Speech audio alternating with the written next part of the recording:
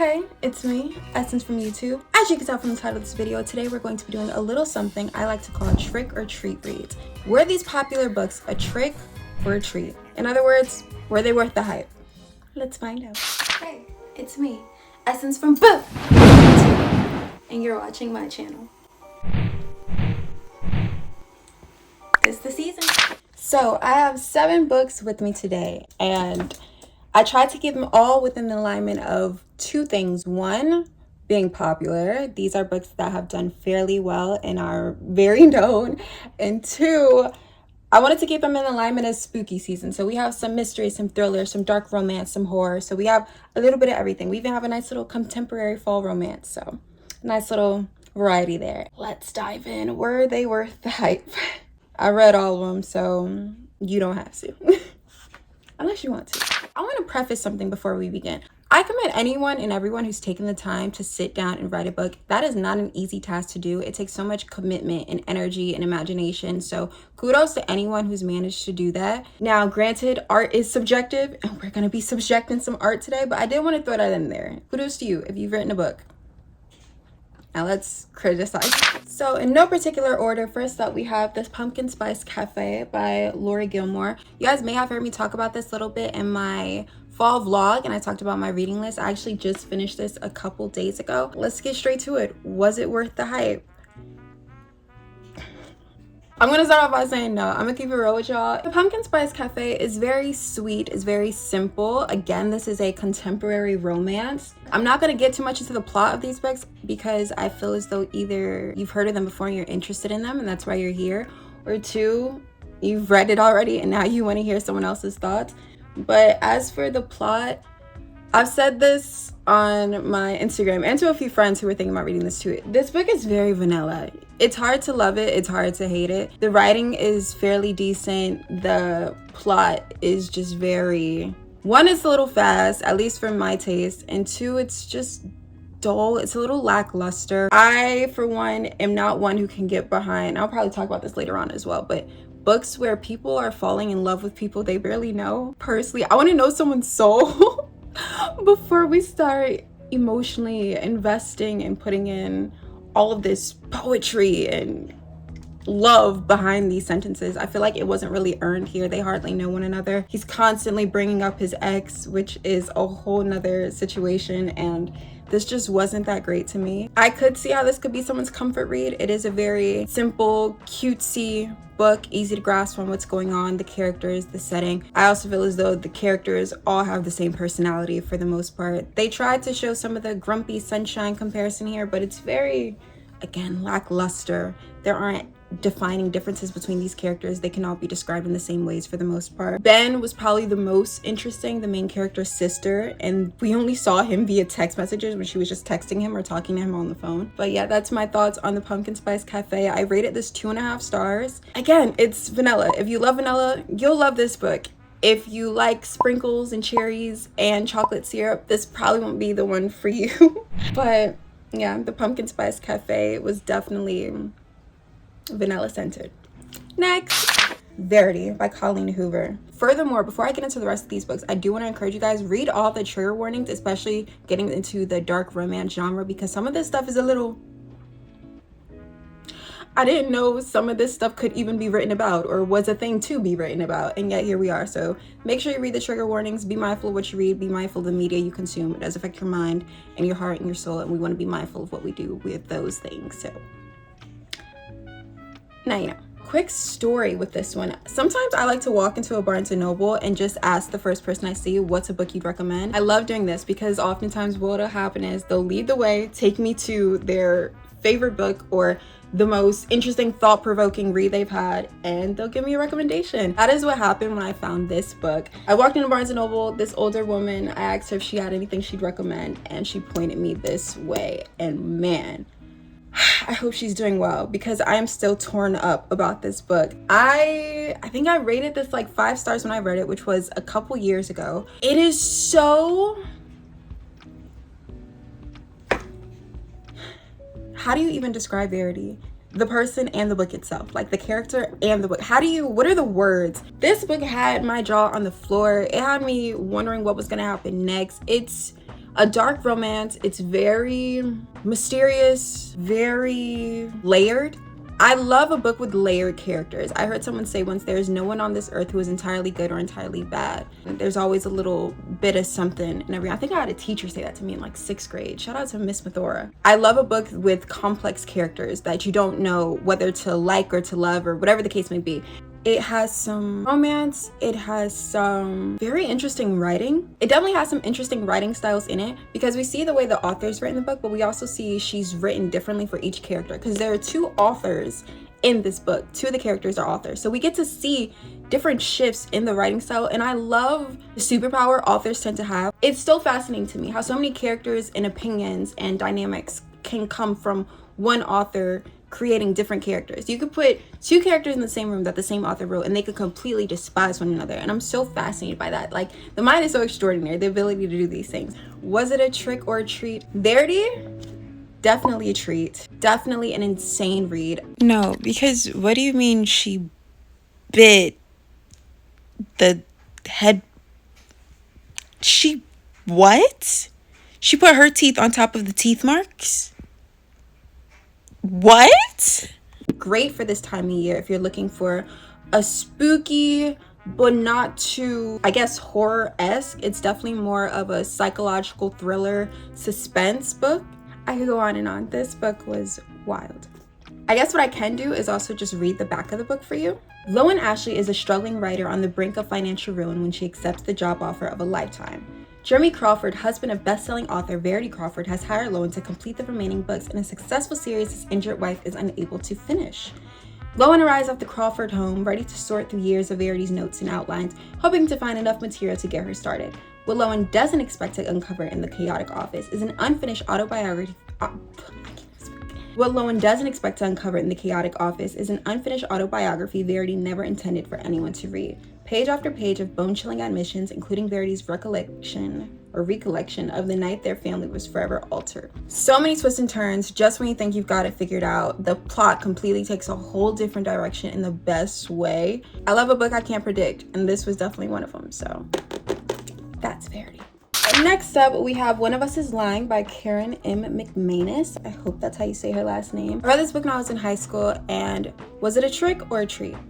Definitely a treat. I absolutely adored this book. I remember finishing it and immediately telling everyone I knew about it. I could not shut up about the plot twist, which I didn't see coming at all. I thought it was a great read. It was fun. It was light. You had some different characters, so there was someone for you to relate to somewhere, which was cool. This book I would describe as, imagine The Breakfast Club meets 13 Reasons Why meets Gossip Girl, Scream. I could go on and on. This was a great read. It basically just follows a bunch of high schoolers who all end up in detention. One of them ends up dead, and then it's a matter of whodunit. So if you're interested in a whodunit mystery thriller, but still easy to keep up with as far as the plot and the characters and seeing how all of this affects them in different ways, being suspected of this crazy crime and situation, this is definitely for you. It's definitely a treat. I adored it. I hope you do too. And it's actually a show now, which I haven't watched. I'm nervous too.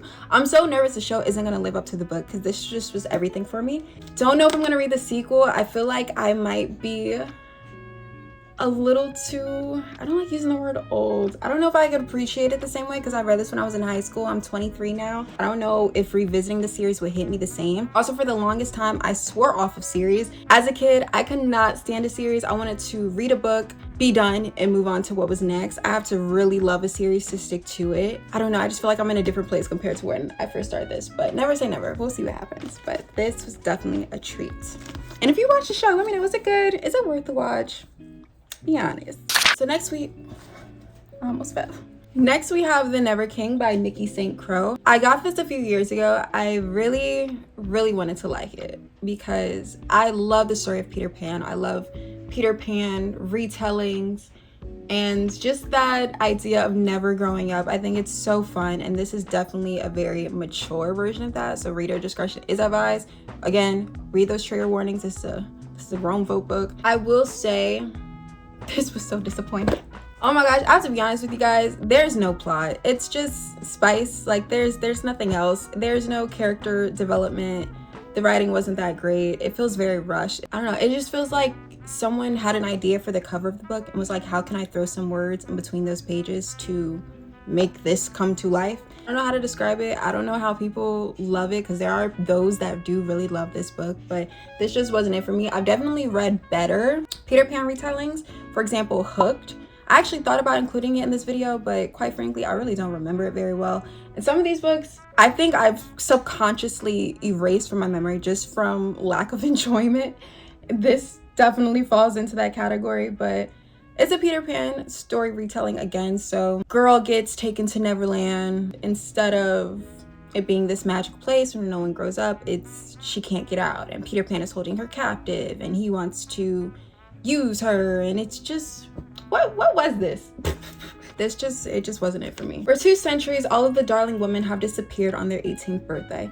Sometimes they're gone for only a day, some a week or a month, but they always return broken. Now, on the afternoon of my 18th birthday, my mother is running around the house making sure all the windows are barred and the doors are locked, but it's pointless. When night falls, he comes for me, and this time the Never King and the Lost Boys aren't willing to let me go. So intriguing. I remember first reading that, being so curious as to what would follow, and it was just such a letdown. Like, a part of me is resisting the urge to rewrite this book myself, because I saw the vision. The vision was, we were getting somewhere, but the turns it takes, it just felt very, very rushed, a little lazy, and overall just not a great read. So was this book a trick or a treat? Baby, this was a trick. Okay, we got tricked reading this one. There are things you simply cannot unread, and a lot of these books have those things. This is one of them. Next up, we have Hunting Adeline by H.D. Carlton. Wasn't sure if I was going to include this book in the video. Again, this is definitely one of those books, A, read the trigger warning, and B, I subconsciously erased from my memory just because, again, lack of enjoyment. I didn't really enjoy this book, so I think that answers the question, was it a trick or a treat? This was a trick. Such a popular book. I've seen it everywhere, so my expectations were also so high going into it. And I've said this before about another book, I don't remember what it was, but I thought this would be similar to the show You, which is a great example of what a show or storyline looks like, with really complex layered characters. You don't know where it's going to go. You don't know who to root for, what's going to happen, what's going on. And it just really, it takes risk, but in the best way. And it's just absolutely bonkers. It's just an absolutely insane work of fiction.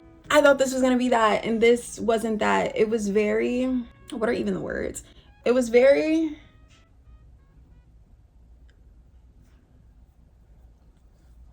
I will say the writing wasn't bad. The author did a fairly good job in terms of writing, but in terms of the main character, what's this girl name? I don't even remember. Oh, Adeline, it's on the cover. In terms of Adeline falling for Zaid, I didn't get it. The idea of people falling for one another with literal crumbs of knowledge about the other person, I can't get behind it.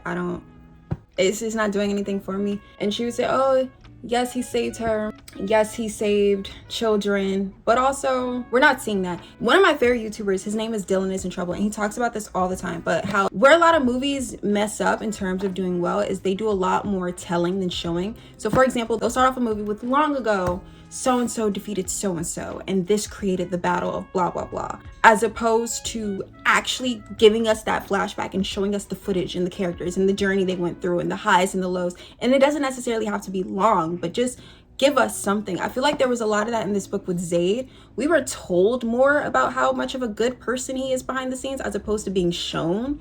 I think there's one scene where he saves a little girl and then that's it. Like, include a flashback, show us his journey, show us his struggle, show us how he became who he is today and why he is that way. Give us some context. They kind of just threw him in there with some tattoos and said, oh, the ladies are gonna love him. It's very much a cat chasing mouse. Guy stalks girl. Girl starts to fall for guy.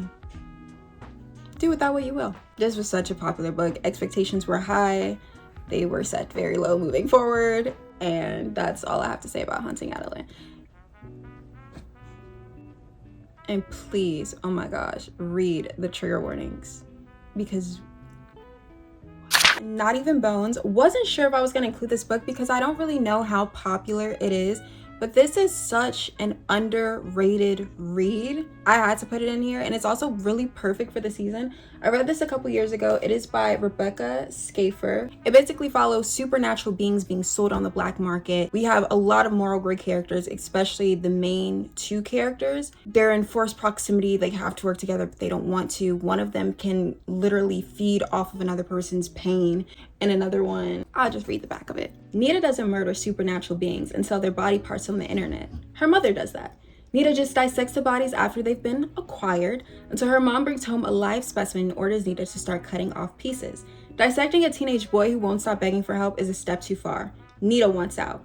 But when she decides to save her mother's victim, she ends up being sold in his place. Because Nita herself isn't exactly human, she has the ability to alter her biology, an ability that is priceless on the black market. Locked in a cage of her own, she struggles to escape, and to do that, Nita must ask herself if she's willing to become the worst kind of monster. This book was so good. If you're interested in a morally gray character with lots of layers and complexity, you're definitely going to find this in this book from numerous characters. Had me on the edge of my seat at times. I rated this book 4 stars. My only issue with it, the only thing I feel like it was missing was some romance. I did want some love in there. I was hoping to see it between those two main characters, and I even did a little bit of research to see if I should get the following books, because this is a series, to see if eventually they do, you know, get together. And I don't want to spoil it for you guys, but I didn't hear what I wanted to hear. So yeah, my romantic craving was not fulfilled in this, but everything else served. This was a really unique read. I've never read a book like this before. Again, had me on the edge of my seat. There's great imagery. I feel like you could always see where the characters are and what's going on in this book. I think the imagery is described really well in here. Was this book a trick or a treat? Baby, this was a treat. And hopefully, if this is new to you, this is my treat to you. Check it out. Last but certainly not least, we have The Silent Patient by Alex Michaelides, I think that's how you say it. So we have a patient in a psychiatric unit, and she gets a therapist to come in and get her to speak because she absolutely refuses to. She hasn't said a word, and he comes in, this doctor, and he's going to be the one to get her to talk about all the events that led her to not speaking. And the events are kind of crazy a little bit. I wanted to like this. I was very intrigued in getting it, and I think a lot of people are when they pick up this book because this is such a popular book. But to be honest with you guys, I predicted it. I saw the ending coming from a mile away. It is cool when she finally does speak. That's the most I probably was on the edge of my seat, but for the most part, there was something a character did, and immediately when it happened, I was like, oh, that's the cause of the problem. Like that's who put her in this position. The moment the stalking starts, I feel like you get a hint or two. This book felt really long. It took me a minute to get through, and it's really not even that long. One thing I noticed about myself, the longer it takes for me to finish a book, the more I know I'm not really enjoying it. You guys, there have been books that I finished in one sitting, could not put it down. This simply wasn't one of them. I read this book a little while ago. I'm pretty sure I rated it 3 stars. I think the best way I could describe it is okay. I think the writing was decent. Again, I rated it 3 stars, so it's not a bad book. It wasn't for me. There are people who love this book. There are people who couldn't see the plot twist coming from a mile away. I wish I could have enjoyed this that much, but that just wasn't the case. So that is The Silent Patient. I also thought I'd throw in a notable quote from this book because I actually have a little notebook where I write reviews sometimes, and I saw it in there. But borderlines are so seductive. The Silent Patient. Will she be silent forever? Or will she speak? Thank you so much, guys, for watching this video. I really hope you enjoyed it. The sun is moving, so I hope the blind lighting isn't bothering you too much. But hey, we made it to the end. We're here. Please do not forget to like, comment, subscribe, all that good stuff. You already know, and I'll see you in my next video. Bye. Happy spooky season.